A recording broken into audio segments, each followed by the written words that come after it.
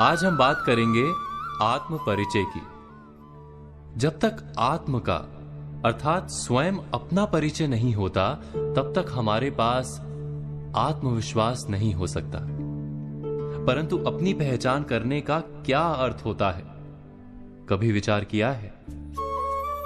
सोचिए, जब कोई आपसे पूछता है कि आप कौन हैं, तो क्या उत्तर देते हैं?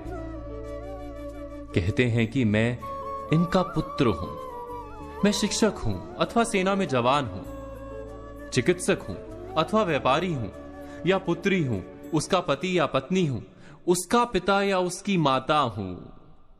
हमारा परिचय सदा ही किसी अन्य के कारण होता है। हम स्वयं को समाज की दृष्टि से देखते हैं, और यदि हमारी पहचान लोग देते हैं तो हमारे विचार अपने किस प्रकार हो सकते हैं?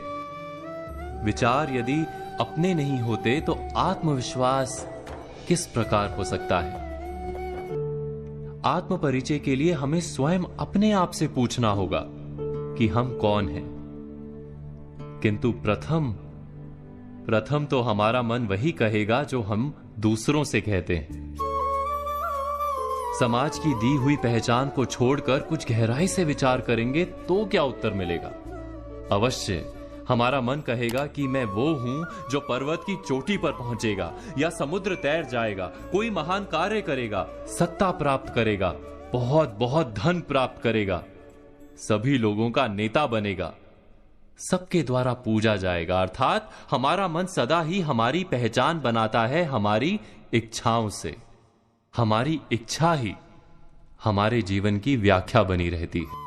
हमने जाना कि हमारा मन सदा ही हमारी पहचान हमारी इच्छाओं से बनाता है, लेकिन इच्छा या ख्वाहिश तो उसे कहा जाता है जो कभी पूर्ण भी नहीं होती और बदलती भी रहती हैं। यदि हमारी पहचान हमारी ख्वाहिश और इच्छाएं हैं, तब तो हमारी पहचान भी सदा अधूरी और अपूर्ण रहेगी। क्या ये सत्य नहीं? तो वास्तव में हमारा परिचय हमें कैसे प्राप्त हो सकता है? हमारी पहचान वास्तव में ना वो है जो समाज हमें देता है, ना ही वो है जो हमारी इच्छाओं के कारण हम ओढ़ लेते हैं। कुछ और गहराई से विचार करने पर हमें अपनी पहचान मिलती है। हमें अपना हृदय उत्तर देता है कि मैं निडर हूं अथवा भयभीत हूं, मैं आलसी हूं अथवा कार्य करने वाला हूं, मैं आसक्त हूं अथवा उदासीन हूं, मैं बंधा हुआ हूं अथवा मुक्त हूं।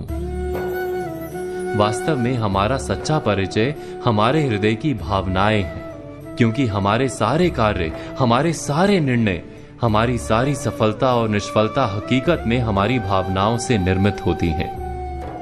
क्या ये सत्य नहीं? जब हम अपना सच्चा परिचय प्राप्त करते हैं, तब हम अपने भीतर आवश्यक परिवर्तन भी ला सकते हैं। बुद्धिपूर्वक निर्णय कर सकते हैं कि क्या प्राप्त करना है और क्या खोना है। उसके बाद हम वास्तव में कोई भी कार्य करने के लिए आत्मविश्वास के साथ खड़े हो सकते हैं।